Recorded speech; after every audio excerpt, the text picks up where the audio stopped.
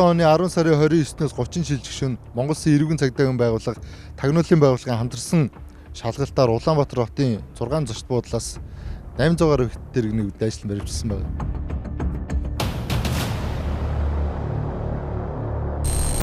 Тэрийн хутлаас хойш 5 жил өнгөрсөн байна. Тухайн хятад иргэдүүд бол Монгол Улсад цахим өрөөтэй тоглоом, цахим залилын их улмаар мөнгө өгөх зорилготой орж ирсэн бүлэг зохион байгуулалтын этгээдүүд. Тэр этгээдүүдийг тухайн үед талсан зогсоогоогүй бол олон иргэн энэ гэмт хэрэгт холбогдож олон иргэн хохирох байсан. Сүүлийн үед энэ цахим залилан, цахим өрөөтэй тоглоомын хохирогчд их болоод юм л. Тэгэхээр бид энэ удаагийн тусгай сурвалжлагаараа цахим өрөөтэй тоглоом болон энэ спортын беттэй холбоотой асуудлыг сурвалжлагаар одоо бэлтгэлээ.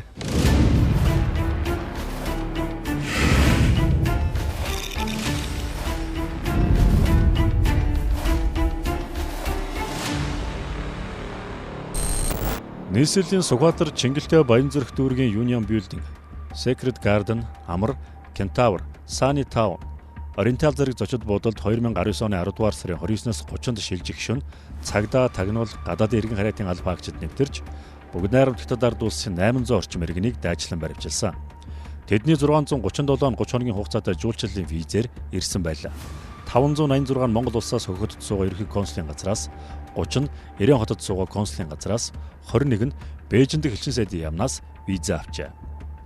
Харин бизнес ангиллын визээр 146 хятад ирсний 94 нь Ирээн дэх консулын газраас, 48 нь Хөхөд дэх ерөнхий консулын газраас, 4 нь Хонконг дэх ерөнхий консулын газраас виз авсан байна.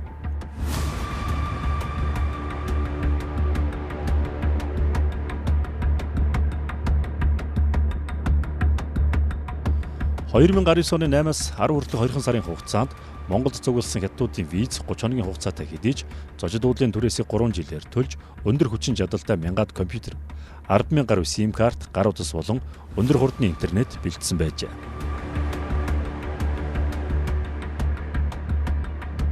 Энэ бэлтгэл ажлыг жилийн өмнө ирсэн хятадууд хангаж Монгол улсын цахим сүлжээ харилцаа холбоог судалсан байна.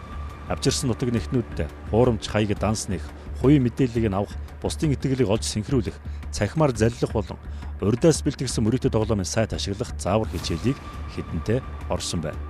Сургалтууд дуусч цахим мөрөөдө тоглоом, цахим заллингийн эхний мессежүүдээ 4,000 гаруй иргэн рүү дөнгөж явуулаад байхад нь Монголын цагдаа тагнуулынхан таслан зогсоосон юм а. Хятадуудын 759-ийг Монгол улсаас албадан гаргаж, тухайн улсын хууль хяналтын байгууллагад эрх зүйн харилцан тусалцааны гэрээний хүрээнд шилжүүлэн өгсөн. Хятадын хууль сахиулах албад энэ хэргийг илрүүлэх ажилд анхнаасаа харилцан тусалцаа үзүүлж байжээ. Хэргийн гол зохион байгуулагчдад Монголын шүүх 9-өөс 12 жилийн хорих ял оноож одоо хүртэл хорж байна. Манай улсад орж ирээд тэр бүтлгүүцсэн 800 хятадын тэр схем Мянмар, Таиландын тэр ил дээр KK парк гэдэг цогцлборт амжилттай хэрэгжиж маш нүцэр тийм бүтц байгуулсан байна. 20,000 ажилтнаа тэдрийгээ боолчиж хоногийн 15 цагт нь хүнд хөдөлмөр эрхлүүлдэг. Тэр хүмүүсээ ашиглаад цахим зайлан, цахим мөрөөдөө тоглоом, мөнгө өгөх гэмт хэрэгүүдээ үйлддэг юм бүтц байгаа. Тухайн этгээдүүдийн талаар Германы Deutsche Welle гэдэг агентлаг олон улсад юм нэвтрүүлэг хийж сатсан. Үүний дараа тухайн KK парк дэх гэмт үйлдэл зүүн өмнөд Аз, Африк, Камбож гээд бусад улсууд руу зугцсан байна.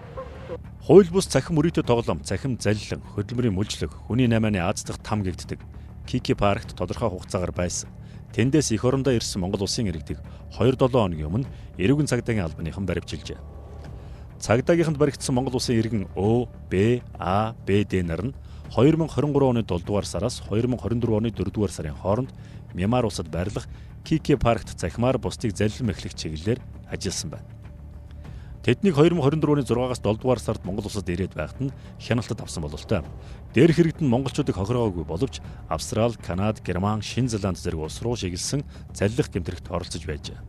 Сардаа 15,000-аас 25,000 долларын ашиг олдог тэд KK паркт бусдын дарамтад ажиллаж байхдаа сард 1,500-аас 2,000 долларын цалин авдаг байсан мэдээлэл бий. Дээрх этгээдүүд Kiki Park дахь гэмт бүлэглэлийн технологиг мэддэг учраас гадаадын иргэдийн утасны мэдээллийг авч Telegram хаяг үүсгэн гэмт бүлэглэлтэд өгөөж болгодог байж. За 2023 онд Хятадын засгийн газраас No More Bets гэдэг энэ киног хийж олон нийт цацсан байгаа. Хятадын шилдэг ашиг орлоготой 10 киноны нэгээр шалгарсан. За энэ кинон дээр бол Монголд ирсэн 800 хятадын цаана ер нь юу хийсэн? Юу ихээр төлөвлөж ийсэн? За тэр Мянмарын Kiki Park гэдэг ер нь тэнд юу болтгоо гэдгийг дэлгэрэнгүй сайн үзүүлсэн. За энэ киног бол 2023 онд Монголын бүх кинотеатрууд гаргасан. Одоо Univision видео санаж байгаа. За интернетээр сайн хавилж ирнэ. Монгол орчуулгатаа олдно. За энэ киног бол гэр бүлээрээ суугаад үзчихээрэй гэж зөвлөмөр байна. Цахим мөрөөдө тоглоомын цаана ер нь юу оршдог вэ? Цаана ямар зохион байгуулалт явдаг вэ? Ямар систем явдаг вэ гэдэг бүгдийг маш дэлгэрэнгүй харуулсан юм сургамжтай кино байгаа. Мөрөөдө тоглоом зохион байгуулах үйлдэлийг манай улс 2017 оны 7 дугаар сарын 1-ээс 2020 оны 1 дугаар сарын 10-ны хооронд зөрчлийн тухай хуулиар заасан зөрчил гэж үзэж байсан.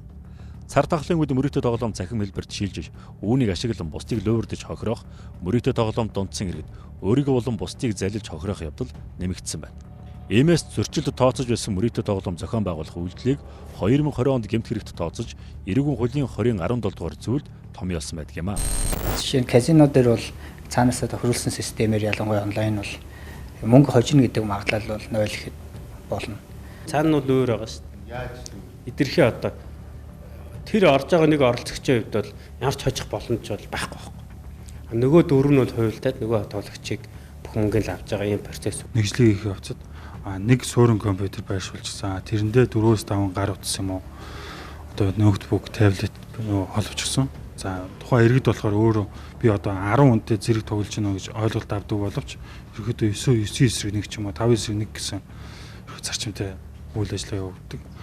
Тэгээд мэдээж нөө өөх авахын зарчим гэдэг шиг тухайн хүмүүс тэгэхээр мөнгө алдчихж байгаа мэдрэмжийг өгөн дараа нь авж байгаа мэдрэмжийг өгөн түүний дараа дахиад өгж байгаа авж байгаа мэдрэмж төрүүлснээр дараа ерөөдөө бүгдийг хог сурах маягтай гар үлддэг PokerR буюу PokerR-ийн аппликейшнууд түүн дээр клуб гэж нэгт нөө байгуулдаг. Тэрийг нөө хөлсдөгөр нөө түрээслэх маягаар клуб байгуулад нэг аймгийн нэг бүлийн одоо жишээ нь Вэж ах トゥ Амраг садан хүргэн бэрчүүлээрээ нийлж тухайн тоглоомыг үйл ажиллагаа явуулсан. Нэг тохиолдлыг лидерүүлэн мөрдөн шалгах ажиллагаа явуулж байгаа.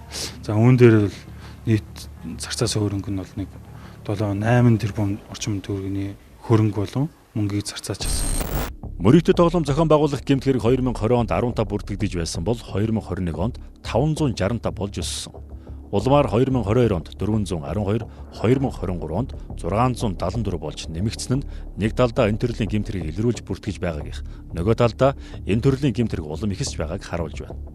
Үүнтэй холбогдуулан цагдаагийн байгууллагаас 2020 оны 1 дугаар сараас 2024 оны эхний 8 дугаар сар хүртэл нийт 1375 хэрэг шалгаж 849-ийг нь шүүхэд шилжүүлж одоо 373 хэрэгт мөрдөн байцаалт явуулж байна. Онлайн мөрөөдө тоглоомын данс гэж юм байна те. Тухайн дансыг нэг өдрийн хуулгыг авъя гэхэд цаасаар гарах боломжгүйгээр хуулга гарч ирдэг. Дандаа CD болон файлаар хуулгууд ирдэг. Тэгэхээр ер нь бол тэр мөрөөдө тоглоом нэг өдөрт хэдэн тоглож байгааг тэрнээс ойлгох гэж бодож байна. Цаасаар ерөөхдөө бол гүйлгээний хуулгыг бол тоолж баршгүй гэж юм. Ерөөхдөө маш их хэмжээний хүмүүс тоглож байна. Амар хэлбэр аргаар азандаа найдаж баяжчихсан монголчууд цахим мөрөөдө тоглоомоор бусдыг лөөрдөж байгаа нөхдийн халаасыг дүнтийлгэж эсрэгээр өөрийгөө болон өрөөл бусдыг хохироосоор байна. Цахим мөрөөдө тоглоомын лөөрчдөд мөнгө алдсан гэр бүлүүд салж хүүхдүүд өнчрөхөөс гадна мөрөөдө тоглохын тулд бусдаас зээлсэн, бусдыг залилсан иргэд дарамтад орж амиа хорлох явдал цөөнгүй байгаа нь харамсалтай.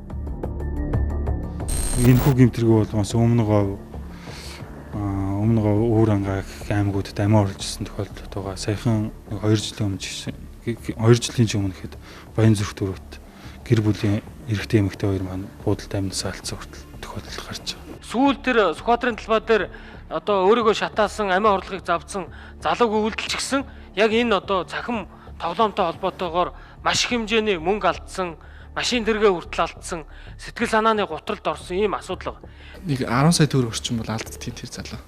За алдангуудаа нөгөө мөнгө олж авахын тулд хамгийн ойрын найзуудаасаа, ахлах ангийнхнаасаа, оюутан ангийнхнаасаа гэд ингээд бүх Facebook дээр онлайн байгаа найзууд руугаа бичээд мөнгө төгрөгийг ясан одоо олон сая төгрөг цуглуулад нэг 10 гаруй сая төгрөг дахиад цуглуулж байгаа. тэрийг дахин алдсан. За тэгээд өөрийнхөө нэр дээр байсан нэг машиныг банк ус дээр тавиад за тэгээд маргааш нь аав ээж хоёроо худлаа ярьж байгаа ч илүү нөгөө байрны барьцаан тавиулаад ингээ зээлэх болчдөг. За тэр мөнгөө дахиад алдсан. За нийтдээ нэг 200-аад орчим төгрөг алдсан гэдэг. За тэгэнгүүт нөгөө залуугаас ч нөгөө мөнгө зээлсэн хүмүүс нь мөнгө авъя чи яач ба маргааш өгнө гэвэстэй хүүтэ өгнө гэдсэн мэт тэгээд ингээ тал талаас холбогдоод эхэлдэг. Дарамтанд ордог тий. Аав ээж нь чи одоо аав ээжийнхаа байрыг ингээд тавиад алдчихлаа штэ гэдэг ийм маргаанууд үүсдэг. Тэгээд нөгөө сэтгэл санааны хувьд маш тийм дарамттай. Тэгээд тэр залуу нэмж зээл авъя, нэмж зээл болох тийм ямар ч хөнгө болсон.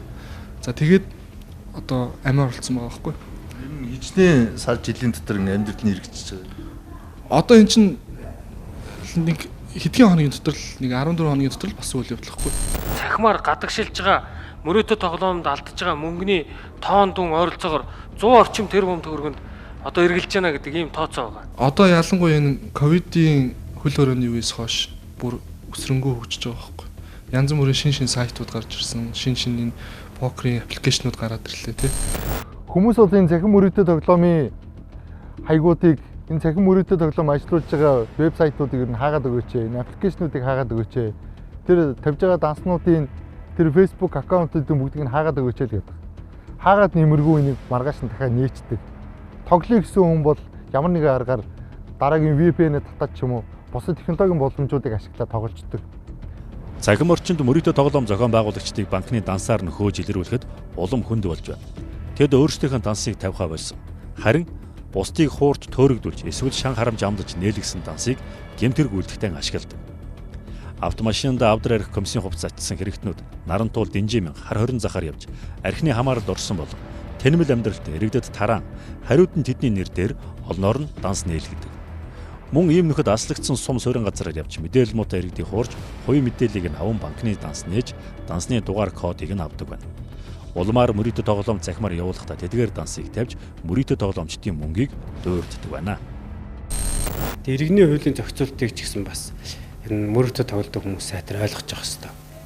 Хэрвээ одоо мөрөөдө тоглоом, боцоо тоглоомоор шилжүүлсэн мөнгийг буцааж шаардах эрх бол иргэний хуулиар байхгүй байна. Тэгэхээр иргэний шүүх бол хүлээж авахгүй, нэхэмжлэг хүлээж авахгүй гэсэн үг байна. Та тоглоод алдсан байна, өөрсдөө тохирсон байна те гэдэг ийм бас зүйл байдаг учраас дараа нь иргэний журмаар нэхэмжлэх хэцүү. Одоо тэгэл эрүүгийн хэрэг хянан шийдвэрлэх одоо ажиллагаагаар л ихэнх ийм төрлийн хэрэгүүд бас шалгах.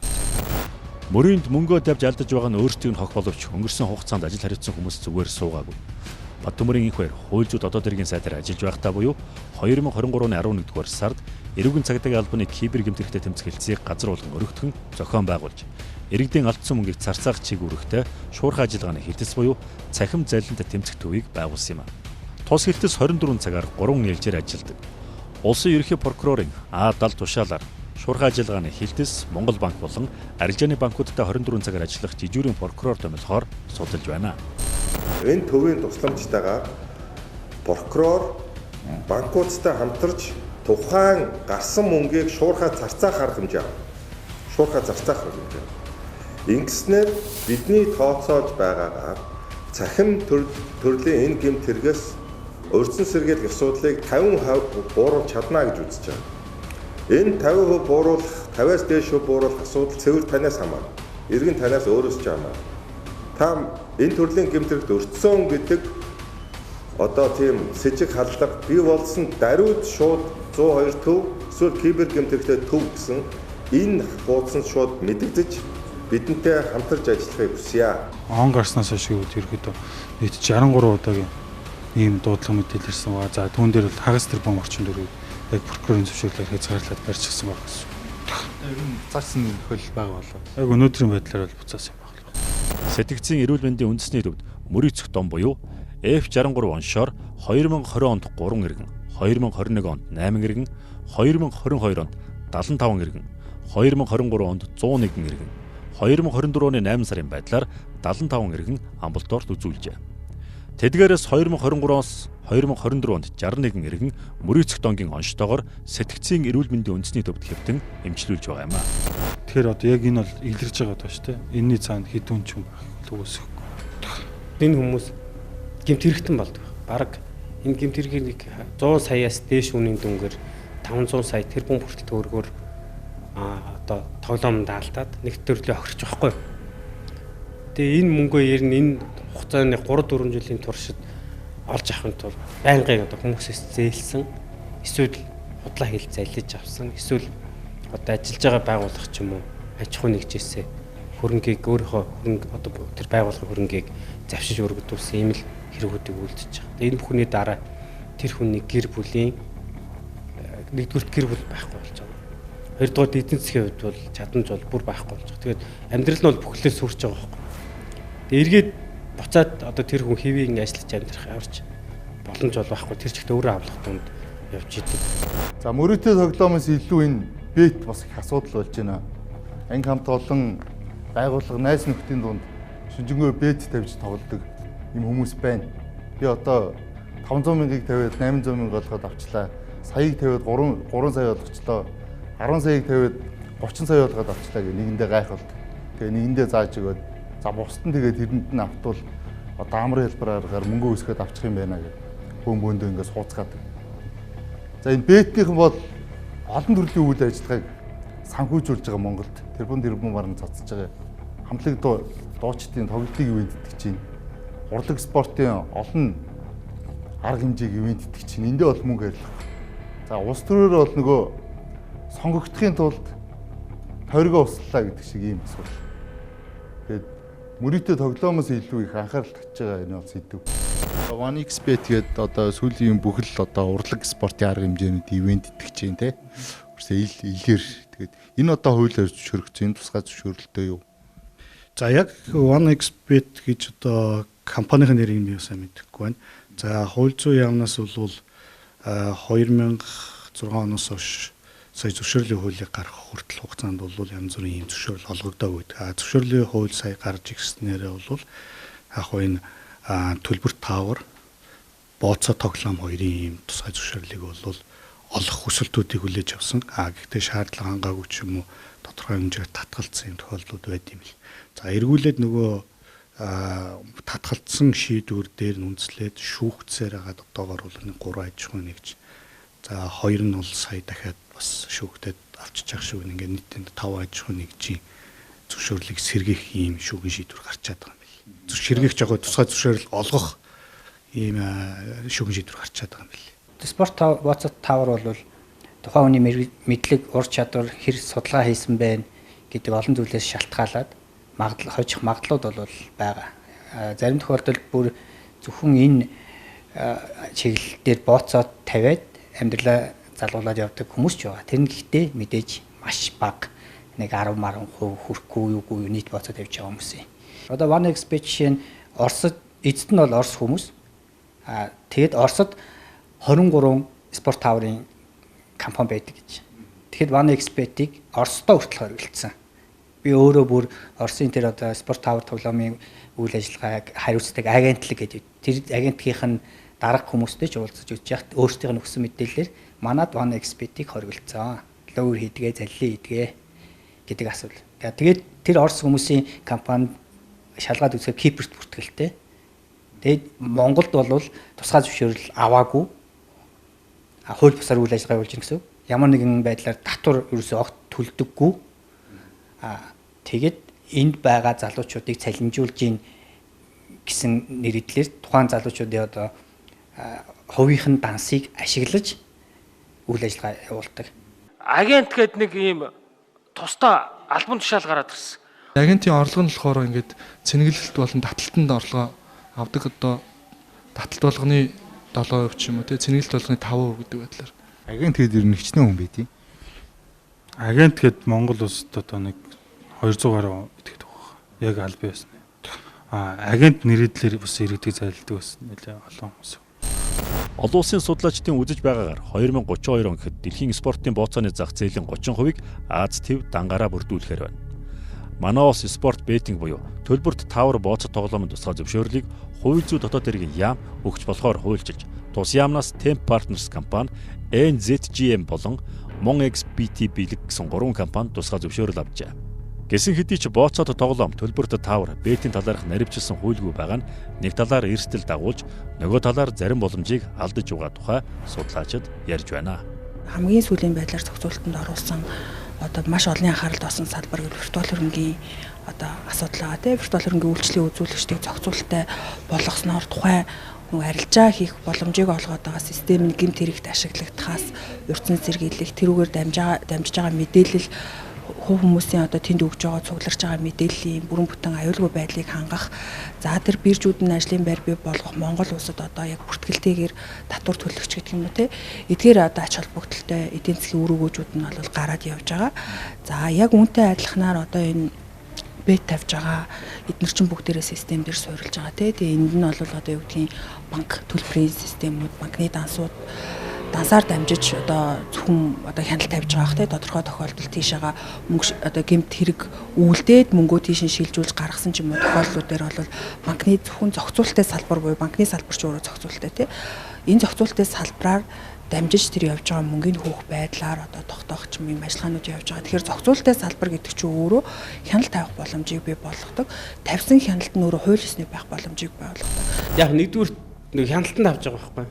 Яг төр бүхэм рүү ороод байх хэцүү. Гэхдээ ийм одоо юу гэдгийг боцоо тоглоом тэгээд одоо зарим орнууд бол бүр бие үнэлтийг зөвшөөрөөд хяналтанд авчиж байгаа байхгүй. Минийхаар бол эхний ээлжинд яг дотоодын аж ахуйн нэгжүүдтэй зөвшөөрлөгөд гадаад техник хязгаарлал нөгөө их алдсан ч гэсэн тэр урсгал нь буцаад дотооддоо үлдчихэж байгаа. Төрөний илдгээ дотоодынхаа ядаж спортын хөгжил юмнуудад засварлагдаад явах боломжтой байхгүй. Тэгэхээр одоо бол энэ чинь жишээ нь хувь хүний орлогын татвараар хоцсон хүн 40% татвар төлөх ёстой.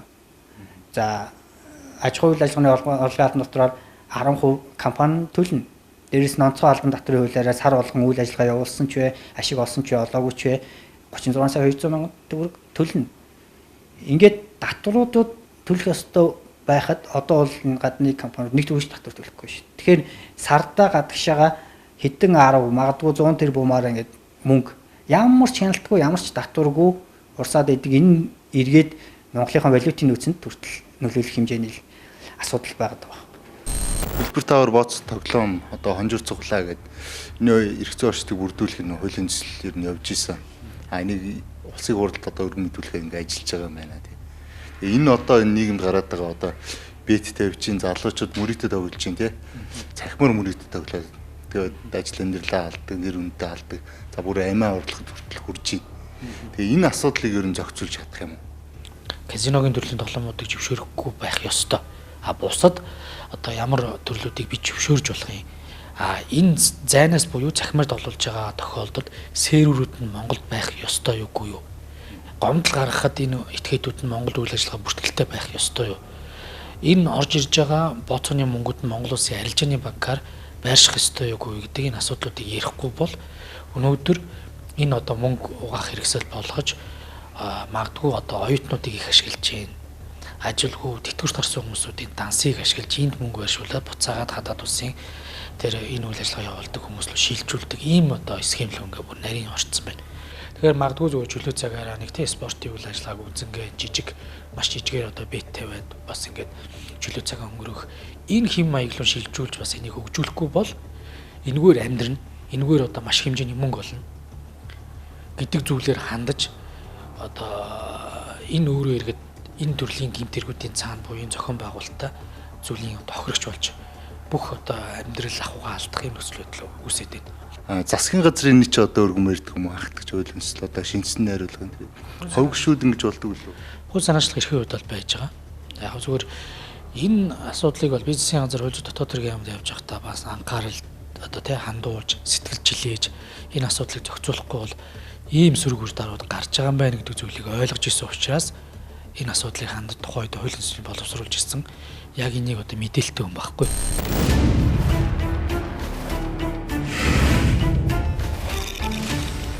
Тусгай сурвалжлагаараа бид цахим мөрөөдтэй тоглоомыг онцлох нь цаана их учиртай. Энийг хуульчлаад зохицуулах гэж оролдож байна. Гэхдээ хүн өөрөө өөрийнхөө тодорхойг өөрөө л аварна. Цахим мөрөөдтэй тоглоомоос хол бай гэж бас уриалж байна.